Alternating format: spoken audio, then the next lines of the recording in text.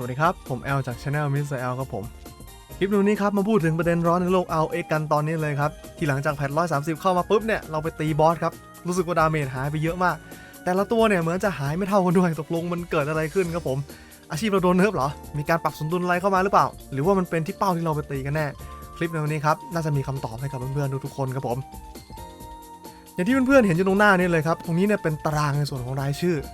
พวกบอส MVP กับมินิทุกตัวในเกมรวมทั้งบอสแพทใหม่นะครับขึ้นมาขนาดนี้แล้วเนี่ยแน่นอนครับว่าการปรับไม่ได้เป็นการปรับบาลานซ์สมดุลตัวละครครับแต่เป็นเรื่องของการปรับมาจากทางบอสครับถ้าเกิดย้อนกลับไปช่วงประมาณเดือน2 เดือนก่อนเนี่ยมันจะมีช่วงหนึ่งที่มันมีแพทหลุดออกมาหนึ่งทำให้ทุกคนตีบอสเบาลงเลยซึ่งผมเองเนี่ยก็ทำคลิปเกี่ยวกับแพทตอนนั้นออกมาด้วยเหมือนกั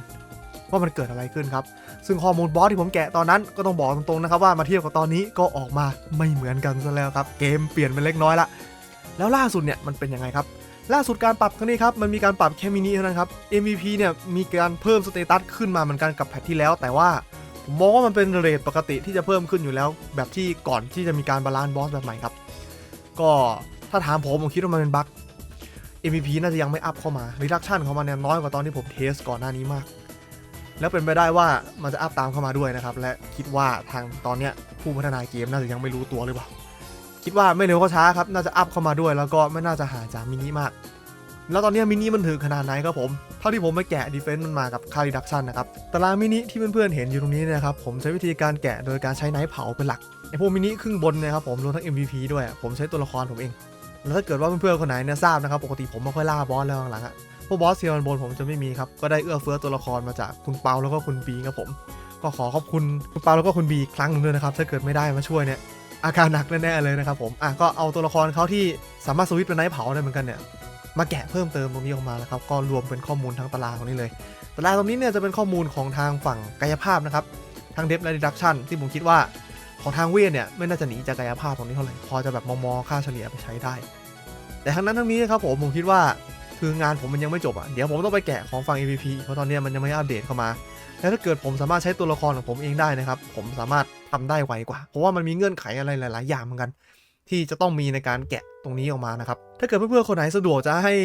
ความร่วมมือผมครับครั้งนี้อาจจะไม่ต้องยืมตัวละครก็ได้เพราะผมเจอวิธีที่ดีกว่าแล้วก็คือขอแค่เป็นตัวละครที่อยู่เซิร์ฟเดียวกับผมครับเป็นเซิร์ฟเอ็กพรคาริลครับผมแล้วก็เป็นคนที่ล่าบอสประจำมีบอสครบทุกตัวลากตัวผมเข้าตีเอาเข้าสนามซ้อมครับแล้วก็เปิดบอสกับมินิตัวใหม่ๆให้ผมตีเนี่ยผมก็จะสามารถแกะได้เช่นเดียวกันใครสะดวกรบกวนอินบ็อกซ์หาผมหน่อยนะครับเพื่อนๆคนไหนที่พยายามจะหาคำตอบว่าทำไมฉันตีเบาเนี่ยก็น่าจะไปเจอตารางอันนึงที่ผมน่าจะเอาขึ้นไม่ได้เพราะผมไม่แน่ใจว่าตารางนี้มันมาจากไหนนะครับผมก็เป็นตารางล้วนๆสีขาวนึงครับมีมินิมีบอสหลายตัวแล้วมีเลเวลกำกับอยู่ด้วยตารางของผมกับตารางของเขาถ้าเกิดมาสังเกตดูเนี่ยจะเห็นได้ว่าเลขไม่ตรงกันครับทำไมถึงไม่ตรงกันครับผมก็ต้องบอกว่าอย่างแรกเลยก็คือผมเนี่ยแกะที่บอสเลเวล130ทุกตัวของเขาครับเลเวลมันจะแกว่งกันไปแล้วแต่ตัวซึ่งเขาจะกำกับเอาไว้แล้วนะครับแต่ถามว่าเลขมันใกล้เคียงกันไหมก็ใกล้เคียงกันอยู่ในระดับนึงครับแต่จะมีบางตัวที่เพี้ยนไปเลยก็มีเช่นเดียวกันแล้ววิธีการแกะมันต่างกันยังไงของทางฝั่งนู้นครับผมเดาว่ามันน่าจะเป็นตารางที่มาจากกลุ่ม RX University ซึ่งวิธีการแกะของเขาเนี่ยมันเป็นวิธีการคำนวณย้อนโดยใช้อินพุตจากผู้เล่นหลายๆคนหลายๆอาชีพเข้ามารวมกันแล้วก็หาค่าเฉลี่ยออกมาซึ่งวิธีการคิดของทางเขาเนี่ยครับผมผู้เล่นที่กรอกค่าลงไปเนี่ยก็จะกรอกว่าตัวคูณในตัวมีอะไรบ้างแล้วทำไมมันถึงเพี้ยนสำหรับผมมองว่าคนที่ทำตารางครับถ้าเกิดว่าไม่ใช่เป็นคนที่เล่นอาชีพนั้นเขาไม่รู้หรอกครับว่าแต่ละอาชีพเนี่ยมันมีตัวคูณอะไรบ้างตัวคูณบางตัวของอาชีพแต่ละบางอาชีพเนี่ยมันก็จะไม่โชว์ในหน้าต่างสเตตัสด้วยยกตัวอย่างเช่น Enchant Blade ตรงไหนดาเมจธาตุตรงนั้นครับไม่โชว์ในหน้าต่างสเตตัสเลยมันจะมีอะไรยิบย่อยอยู่อย่างนี้ครับตีติด CC ติด CC นี้แล้วจะทำให้ติดสถานะนี้พอติดสถานะนี้ reduction หาย defense หายค่าก็จะเริ่มเพี้ยนไปอีก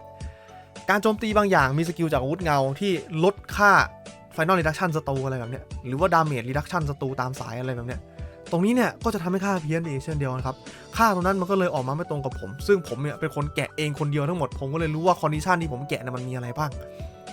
งแต่ทั้งนั้นทั้งนี้ครับผมไม่ได้บอกว่าของใครผิดของใครถูกมันใช้ได้ทั้งคู่ครับก็ขึ้นอยู่กับว่าวิจารณญาณของเราก็แล้วกันว่าเรามองว่าการมาของข้อมูลของแต่ละแหล่งเนี่ยมันเป็นยังไงแล้วก็อยากจะเน้นอันไหนเป็นหลักเชื่ออันไหนเป็นหลักอันนี้ก็แล้วแต่เราเลยครับผมไปบอกไม่ได้เพราะว่าค่าพวกนี้เนี่ยตราบใดที่ developer ไม่ออกมาบอกเองสิ่งที่ผมแกะที่เพื่อนๆเห็นอยู่ตรงหน้านี่ครับก็ยืนยันไม่ได้ 100% ว่ามันถูกเช่นเดียวกันนะครับโอเคครับเรามาดูกันดีกว่ามันเพิ่มขึ้นขนาดไหนสำหรับมินิเนี่ยเท่าที่ผมแกะมันจะออกมา3ขยักก็คือพวกตัวบาง ตัวถึกกลางๆกับตัวที่ถึกแบบมหาโคตรถึกนะครับผมตัวบางๆเนี่ยจะเป็นพวกตัวสีเขียว Defense เขาจะอยู่ที่141 Reduction อยู่ที่111ตัวที่ถึกกลางๆเนี่ยยกตัวอย่างเป็นหมาครับเพื่อนๆหลายๆคนอาจจะรู้สึกว่าเฮ้ยหมามันถึกมากนะแผ่นเนี้ยมันยังถึกไม่สุดครับ Defense เขาอยู่ที่มา 203.5 Reduction อยู่ที่ 166.5 ครับขณะที่ตัวที่ถึกที่สุดไปเลยเนี่ยจะเป็นพวก Dark Priest Ogre Observation Bot ไอตัวเทวดาตัวใหม่มันจะอยู่ประมาณ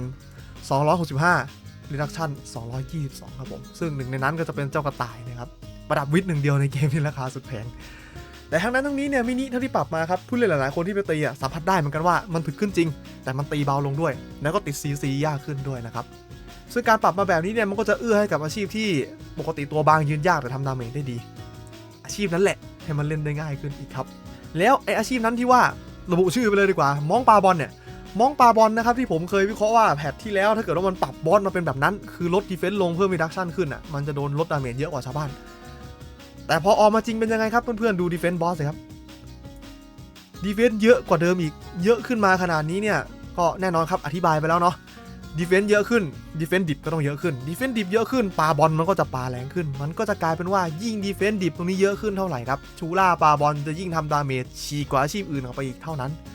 ตอนนี้เนี่ยมันยังตกใจกันอยู่ครับเพราะว่ารีดักชันมันเยอะบาลานซ์ตัวละครไปไม่ได้ก็เลยลืมไปเที่ยวของตัวอื่นพยายามเอาตัวรอดกับตัวเองอยู่แต่ถ้าเกิดว่าสังเกตคนอื่นดูดีๆนะครับดาเมจคุณจะยิ่งฉีกกว่าอาชีพเดิมออกไปอีกถ้าเกิดว่าคุณมีตี้โจทย์ของคุณในเซิร์ฟของคุณที่เขาอาจจะเป็นชูล่าแล้วตัวคุณไม่ใช่ก่อนหน้านี้ดาเมจสูสีกันแล้วจู่ๆดาเมจเขาฉีกจากคุณไปหรือถ้าเกิดว่าดาเมจเขาฉีกจากคุณอยู่แล้วฉีกจากคุณมากขึ้นไปอีกนี่ครับคือสาเหตุครับชูล่าแพทนี้เก่งกว่าแพทที่แล้วครับผมพูดได้แบบนี้ด้วยความมั่นใจ 90% เลยนะครับเพราะว่าเนี่ยดีเฟนส์ตัวเนี่ยมันเพิ่มขึ้นแล้วตอนเนี้ย MVP มันยังไม่ปรับถ้าเกิดอยากจะรอเซฟ 100% รอ MVP ปรับก่อนนะครับผมค่อนข้างมั่นใจมากเลยแหละมันจะมาทรงเดียวกับมินิปรับเสร็จปุ๊บถึงตอนนั้นจะไปล่าบอสชูล่าคือโนหนึ่งครับโนหนึ่งที่ฉีกไปมากกว่าเดิมปรับยังไงให้ตัวมันเก่งกว่าเดิมสุดยอดสมดุลเกม ROX เอาละทีนี้บ่นมาเยอะแล้วครับมันมีวิธีที่จะดึงดาเมจกลับมาไหมครับอยากจะตีแรงเท่าเดิมเป็นไปได้ไหมคำตอบคือไม่ครับคุณไม่สามารถตีแรงเท่าเดิมได้โดยการปรับสมดุลตัวละครอย่างเดียวครับคุณจะต้องทำของเพิ่มทำไมอะลองดูค่าเฉลี่ยค่า Defense กับ Reduction ดูทางซ้ายก่อนครับทางซ้ายเนี่ยเรียกได้ว่าเป็นตัวแทนของก่อนปรับเพราะว่าบอส MVP ยังไม่ปรับด้านขวานะครับเป็นแบบหลังปรับก่อนปรับครับ Defense เฉลี่ยอยู่ที่ 130.9 ครับ Reduction 40.41 ปรับมาแล้วครับ Defense เฉลี่ยเป็น 206.63 Reduction 169.58 เพิ่มขึ้นเท่าไหร่ครับเป็นอัตราส่วนครับผมสำหรับ Defense เนี่ยเพิ่มขึ้นมาประมาณ 57.85% Reduction เพิ่มขึ้นมา 319.59% หรือภาษาชาวบ้านก็คือ3เท่าเศษครับตัวคูณของฝั่งป้องกันเพิ่มขึ้นขนาดนี้คุณจะแค่บาลานซ์ตัวละครอย่างเดียวแล้วกลับมาตีแรงเท่าเดิมเป็นไปไม่ได้ครับคุณต้องทำของเพิ่มเท่านั้นเพิ่มเท่าไหร่ล่ะก็ไม่มีครับประมาณเกือบ 200% นะครับแต่ไม่ต้องห่วงไปนะครับอย่างที่ผมพูดไปหลายครั้งละทุกอาชีพเบาลงหมดแต่แค่เบาลงไม่เท่ากันตัวที่เบาลงน้อยที่สุดคือชูล่าสายปาบอลครับเอาล่ะทีนี้แล้วเราจะทำยังไงดีวิธีการเอาตัวรอดผลกระทบกับผู้เล่นในแต่ละชนชั้นครับผมจะทำยังไงดีครับเรามาพูดถึงเรื่องของผลกระทบกันก่อนครับผลกระทบตรงนี้ดูง่ายมากเลยคือเรื่องของนี่ครับ Reduction กับ Defense ตรงนี้เนี่ยเยอะขนาดนี้นะครับ2ผมมองที่คนงบน้อยก่อนผมเชื่อว่ามีหลายคนครับโดยเฉพาะคนที่สัตว์เลี้ยงเนี่ยยังไม่ถึง4ดาวครับเผลอโบนัสของคุณตอนนี้ยังไม่ถึง222ด้วยซ้ำผู้เล่นงบน้อยครับไม่ว่าคุณจะเป็นสายอะไรสายเจาะสายคลิกหรือว่าสายอะไรครับตัวละครคุณแทบจะไม่มีทางทำให้ตัวละครคุณสมดุลได้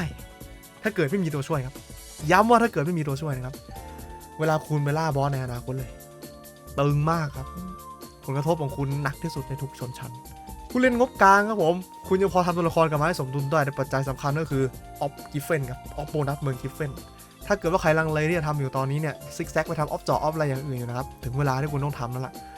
ไม่อย่างนั้นเนี่ยดาเมจของคุณครับมันจะสู้กับคนที่งบเยอะกว่าคุณได้ค่อนข้างยากเพราะว่าผู้เล่นงบสูงสุดในเกมเนี่ยเขากระทบน้อยครับคือโอเคแหละปรับมาแบบนี้เขาเบาล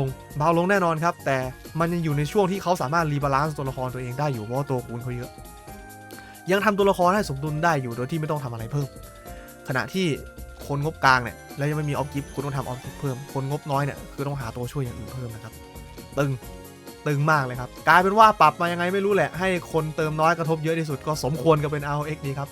เติมเยอะก็โดนน้อยหน่อยเบาๆพวกพี่ๆเขาแค่ตีมือเบาๆ ส่วนพวกน้อนๆอย่างเราครับคนลากยาก็กระทืบให้จมดินเอาให้เละก่อนหน้านี้ก็ไม่ติดอยู่แล้วตอนนี้ก็ให้ไม่ติดหนักขึ้นไปอีกจะเอาตัวรอดกันยังไงดีวิธีการเอาตัวรอดอยู่ตรงนี้ครับวิธีการเอาโบนัสเปอร์เซ็นต์ที่ผมลิสต์เอาไว้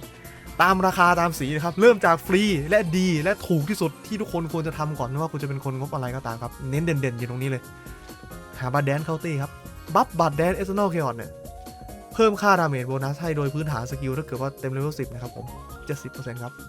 อันนี้ยังไม่รวมสเกลลิ่งจากสเตตัสเขาอีกซึ่งถ้าเกิดว่าเขาอัพสเตตัสไปสายอินหรือสายเอจิเนี่ยมันจะเพิ่มเปอร์เซ็นต์ตรงนี้ขึ้นไม่ได้ครับขึ้นไปถึงเกือบ 100% หรือ 100% เลย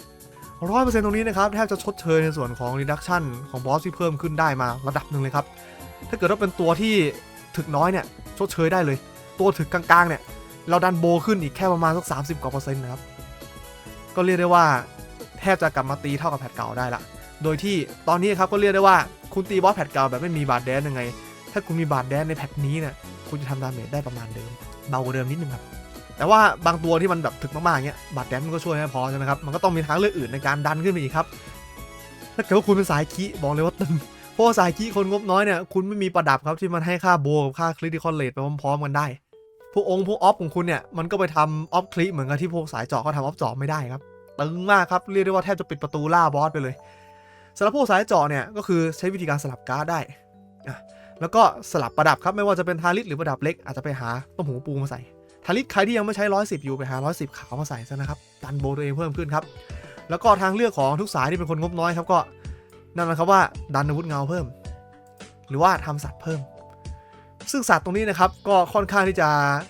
สายเจาะได้เปรียบกว่าแล้วทำไมเพราะสายเจาะเนี่ยครับสามารถลดค่าเจาะเพิ่มค่าโบได้แล้วเจาะหายทำยังไงครับทำออฟอาวุธมาเพิ่มครับออฟเจาะในอาวุธอาจจะเป็นออฟมอลล็อกหรือออฟพายอนแล้วแต่กำลังซักมาแล้วครับดันตรงนี้ขึ้นมาเพิ่มเพื่อที่จะให้ตัวละครเราเนี่ยสามารถดันโบจากแหล่งอื่นได้เพิ่มนั่นเองครับทีนี้ถ้าเกิดว่าคุณงบขึ้นมาเป็นคนงบกลางแน่นอนว่ายังไงก็ต้องมีบาดแดนครับเรียกได้ว่าหาตัวเด็กไว้เลยครับทำตัวเด็กประจำตีไว้เลยหรือว่าไปหาคนเข้าตีมาเรียกว่าช่วยให้น้องๆในตีเติบโตก็เป็นเรื่องดีเหมือนกันนะครับ